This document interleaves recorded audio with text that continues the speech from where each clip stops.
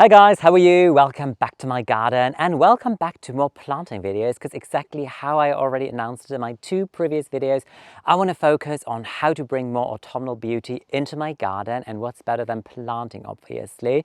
So I've got one very exciting variety that I want to introduce to my garden, something that I never grew before, so this is going to be a first. I'm just gently swinging around so you get to see all of the autumnal beauty, I hope, that is already going on in my garden, and you see all the foliage on the ground because the walnut tree doesn't only lose its walnuts but also the foliage at this point of the year. Boy, you can tell my backyard, this is one of my favorite vistas into the garden. Isn't it beautiful? But yeah, what I want to do is quickly, I'm gonna hop into my garden shed now, prepare all of the tools that I need and continue the planting with you. So I hope that you are excited to see what I want to plant with you in the far end corner of the garden today.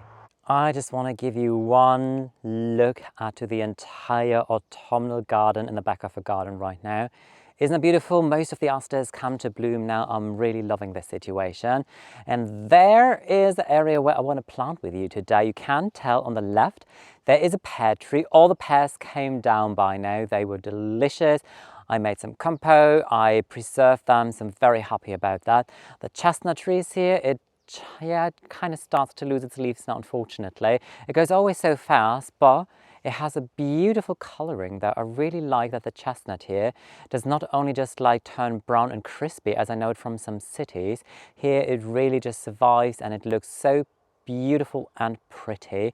But the underplanting is not so pretty, to be fair. Like here on the left, there are some asters. This is Aster astron, which looks obviously incredible.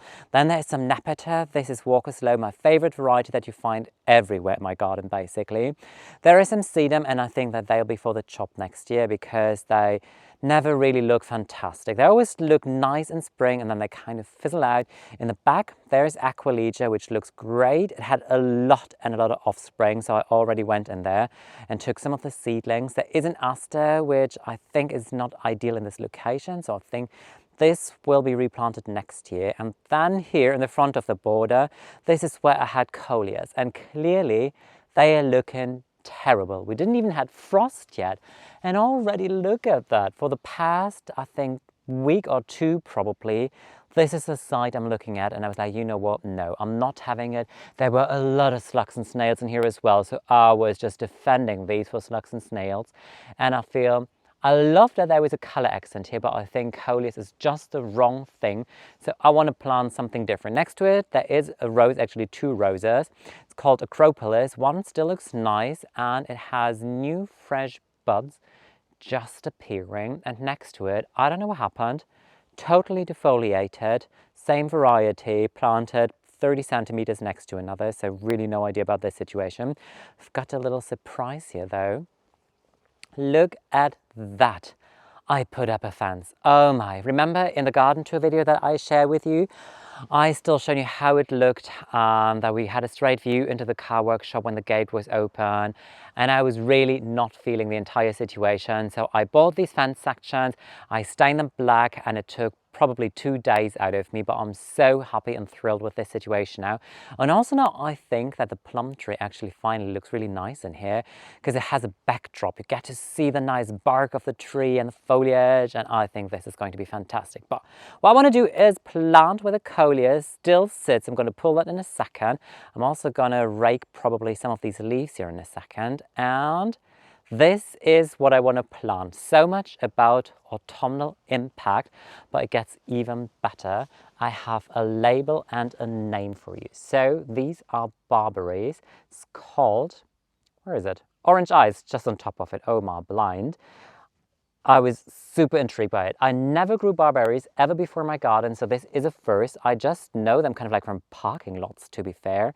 But I just want to give you a closer look at this plant before I'm going to give you some more information about it, because those leaves are just fantastic. They are bright orange, obviously. And then they have a corner, kind of like an icy tone, like in a very light lemony yellow, and I think this is why it's called Orange Ice, because a lot of people say that the leaves look as if they were frosted. So I've got a couple of plants. I'm very excited, and what I want to do first is just give you a few information about this variety. Guess what? It's a new day. So yesterday I figured that my microphone has a tiny little button, and when you hit it, it goes on mute. And this is exactly what happened. So when I tried to edit my video yesterday, I was like, hold on a moment. I'm moving my lips, but there's no audio on it. So pretty much from this point onwards, I have the videos without any audio. And I was like, what to do? Okay, am I just gonna ignore the fact that I ever tried to do this video? But then I was like, no, this is a nice addition to the garden. This is the first in my garden, and I'm still gonna do it. So obviously, all the barberries are planted. So what I did is I just got one out again just to show you and to give you some information about it, because they are definitely beautiful, striking little plants. As I told you, this is the first for me. I never grew barberries in my own garden, so all the information that I can give you now is simply based on my online research that I did when I was in the garden center, since I don't really have a lot knowledge about these. Quickly, what I do in the garden center is I Google it, I read about it, and then I was convinced, yes, I think that they're definitely bound to work here in my garden. And also I have the information still from the label. One thing I'm pretty sure I never told you before, whenever I have a plant where I'm like, ooh, I really like it, and maybe later on I want to introduce it in a different part of the garden, I have a little label diary. So all I do is I keep this label, just glue it in a book, and then later on I can always go back into the book and see, oh, this is a variety that I planted. Because even though Orange Ice is a very simple name for a plant, in 2 weeks from now this name will be washed out of my brain eventually. So always keep these. Whenever I buy a plant, obviously there are like two things that are always very important. It's flower and leaves, so just like the visual impact that a plant is going to have to your own garden. Barberries, they do come to bloom. I mean, the name already tells you barberry. There's a berry involved in it.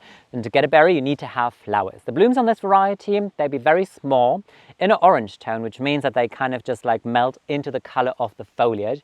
They're supposed to be lightly scented so that they do attract bees, and so they're good for wildlife. And then later on, they're supposed to have orange berries. So I kind of checked all of the shrubs that I have here. None of them has a berry, so I think that they're still very young plants, so probably this is why they haven't produced any berries yet. But the berries, they are edible for birds. Not for you though, so don't try and eat those, but for birds they are great as a winter food supply. So also very attractive to bring different kind of wildlife into your garden. Foliage, I mean, obviously this is the one thing that definitely caught my attention in the garden center, especially on this one here, because it is striking. They are not evergreen. So during winter, they will lose all of the leaves, which means that they are not going to be the most striking winter structure in your garden eventually. I'm going to see it though. But for when they come back with fresh leaves, the fresh leaves, there are some plants, I'm going to give you a closer look in a moment. They are a little bit more on the lemony green side, but then as the leaves kind of just like mature, they change the color apparently very fast to this orange tone. And I think this is really wonderful because yes, it fits amazingly now at this time of the year, obviously, because it is just this autumnal orange color. But I think it is really nice throughout the entire year to have just like a really nice color focal point in the garden, and this is why I really love them. Next thing, this is always interesting also, is like the dimensions on how tall do these actually grow. So they can grow between 30 and 60 centimeters in width and between 70 centimeters and 1 meter in height. This is always quite good for spacing, because if you know a plant is going to grow 30 to 60 centimeters in width, if it really grows 60 centimeters, you know that it's going to be like 30 centimeters on this side, 30 centimeters on the other side. So if you really want to have like distinct shapes, make sure that the spacing is right. Here what I did is I put them quite close to another, because I kind of treat this a little bit as a cloud prune effect. So I really hope that they grow quite dense and close together, and then I can just come in with my secateurs and just have a nice organic shape in here. I don't want to have it like a box, I really want to have it almost like a little cloud that sits here in this border. In terms of condition, they are not fuzzy. They require full sun or partly shade, and this is pretty much what they will find in this part of the garden, even though now I'm sitting in shade, because in your back, kind of over there, there is a pear tree and it still has all the foliage. So around lunchtime, this is when there are like 2-3 hours when it is not basking in the sun, but then it gets all the morning sun and the evening sun again, so it should be ideal. And in winter time, when the pear tree leaves drops all of its leaves, this is when they will be exposed to the fullest sun, and they should be very happy. In terms of soil, they're not fuzzy, so they're very tolerant to different kind of soil conditions. What you might want to know is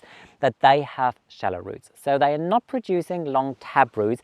This is always kind of a good thing if you are somewhere where it is very dry, because long tap roots mean that even if there are longer periods of drought, these plants can still get the moisture from deep from the soil. But here they have shallow roots, so you need to have an eye on the situation. Don't let them dry out completely. Whenever I plant something, I kind of have a shovel. I just scoop out a hole pretty much exactly in the sides of the container. So I just put it in there and check how it works. It's not deep enough right now, so I just checked that, even though I just pulled it out of here, which is funny. And then I always come in with organic bone chips as a starting fertilizer, because they break down to nitrogen. I keep on telling it to you over and over again. This is good for the development of the roots. So all I do now is take it out of its container, and then back it goes in here where it was already yesterday. Firm it in nicely all the way around so that there are no air pockets, especially in winter time. Air pockets are always bad because what might happen is during winter time frost can come in, or if it's wet, for example, and water sits in this air pocket and then frost comes, then it's really going to do harm to those roots, and this is not ideal. So what I will do now is something I haven't done yesterday, but I mean now it's the second attempt, so I'll do everything a little better. I think I might come in with a little bit of mulch.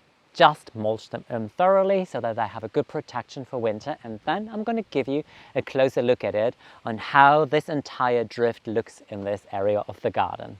As always, I want to give you one last look at the area here, because I really think that this is a wonderful addition, and just talk you through my thought process on how I want to continue in the area here. So I'm very happy with the asters, also with the nepeta here.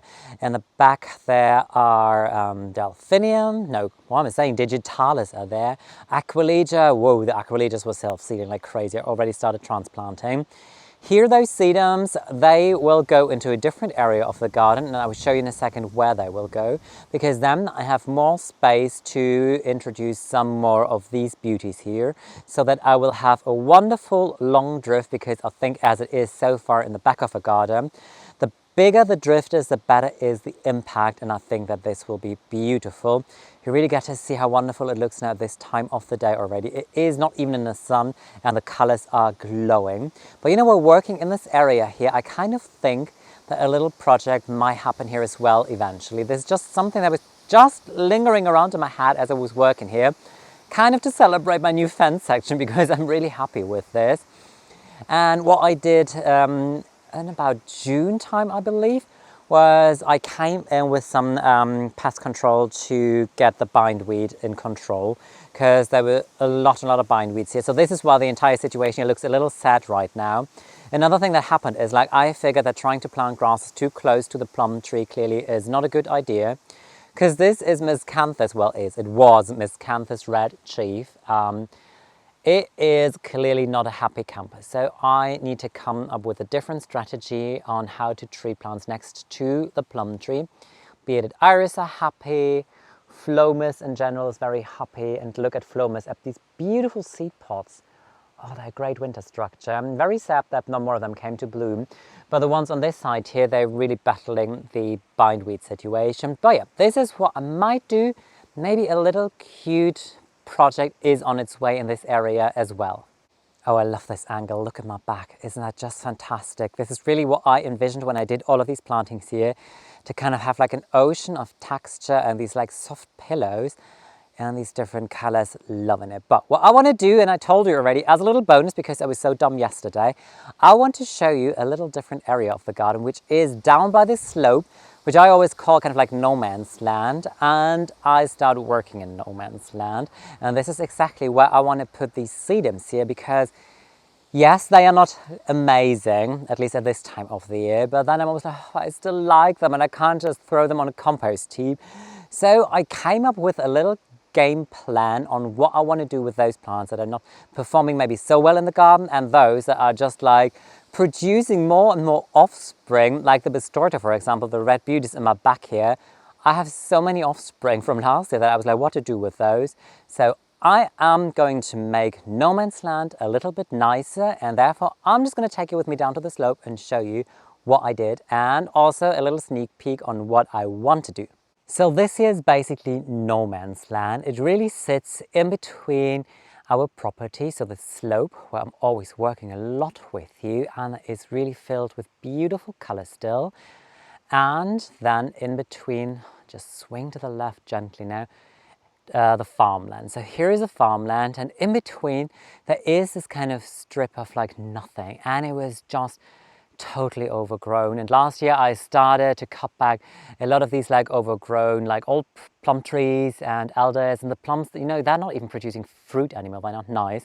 A lot of blackberries are in here, and this year I thought, okay, maybe that's good, maybe I can harvest some. They are the worst blackberries on planet. They tasted, I can't even describe it. It was a mixture of nothing and sour and just weird. So I'm like, no, these blackberries need to go bit by bit. So this is kind of like in the middle. There's my little path where I was weeding already. And then on the left, it's completely overgrown. I mean, you can tell it is legit just like blackberries and stingy nettles and a really nasty perennial grass that sits here in as well. But this is what I already started to do. So I started clearing the area here. I'm not going to tell you too much, but I have a game plan of what I want to do. So I really want to transform this area a little bit. So it really is a last extension, and just put those plants here that I have spare plants basically. I'm not going to put, well, I say it now, but I don't think that I'm going to put something in here that I purchased in the garden center, or those things that just did not perform in the garden. And there's a good example for it. Like earlier on in the year, I put 4 hydrangeas here. First, they were in the upper garden. They never performed. They always looked terrible. Then they were on the slope, somewhere in the mid layer. They always looked terrible. And then I was like, you know what? You just get one last try. And I put you here at the bottom of the slope. And honestly, this is the first time they ever look somewhat nice. They're flowering quite cute. The foliage looks still nice. It's still there. At this time of the year, normally they were completely defoliated. So I'm like happy. I'm like, oh my, this is a good starting point. What else is really nice, by the way, is the view onto the slope from here. Because obviously from here you look up and you see this entire firework of color, which I feel is beautiful and magical. So what I want to do is to transform this little area here, level it out, build a little bench so I can sit here, because on top of it, this is pretty much the only area where sometimes there's zero wind. There is really windy up on the dike right now, but here, standing here, it's nice, it's warm, there is no wind. So if I just had a little bench here, I could just see myself sitting here. Oh, I can see myself in the shadow now, by the way, and just enjoying it, enjoying whatever I want to plant here, and also enjoy the vista into the landscape, because I really love it. This is something that I always love about the garden here, that we have this beautiful view over the farmland and the hedgerows all the way to the horizon basically. So what I want to do is put a lot of nice things here, have little pathways, or one pathway just guides you through. And another good example, for example, here is some Bistorta that I all had as offspring, and I didn't know what to do with them, and I can't pull them and just put them on the compost heap. So I thought, you know what, you get a second life here, they look great. These are Panstamon. Fantastic, they look so nice here now.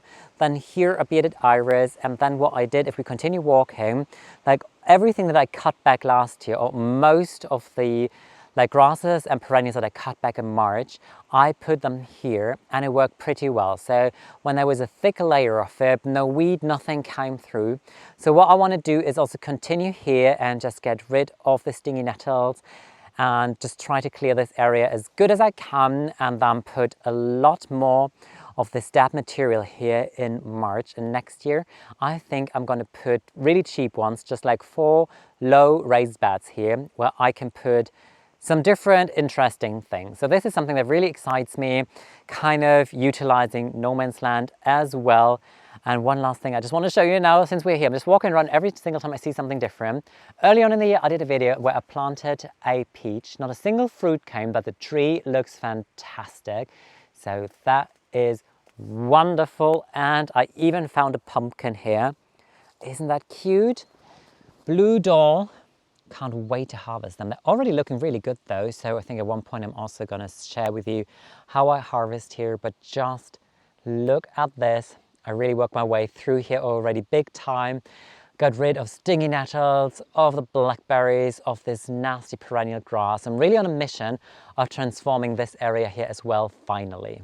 You guys, that's it for today's video. What started yesterday as a little quick cute planting video continued up until today, so I still hope that it was a quick cute planting video plus a little bit of a sneak peek, because I always like to take you with me on this journey here and show you like other things that I'm doing and things that are just lingering around in my head and where I want to continue and what I'm doing in general just to make this garden more beautiful. So thank you so much for watching today's video. Thank you so much if you decide to subscribe to my channel. Also, if you give me a thumbs up for my videos, that makes me very happy. I can already tell you next time around I will continue the planting in the upper garden, because there is one more thing waiting from the garden center, which I love. I was longing to introduce it to my garden. So can't wait to welcome you next time around. I hope you have a wonderful day, guys. Take care.